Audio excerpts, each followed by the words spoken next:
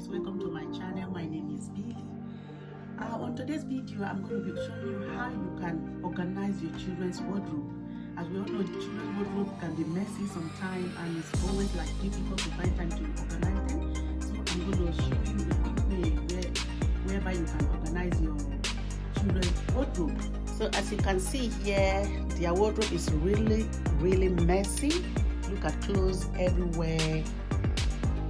Here as well, clothes everywhere, clothes everywhere. Look at that, clothes everywhere.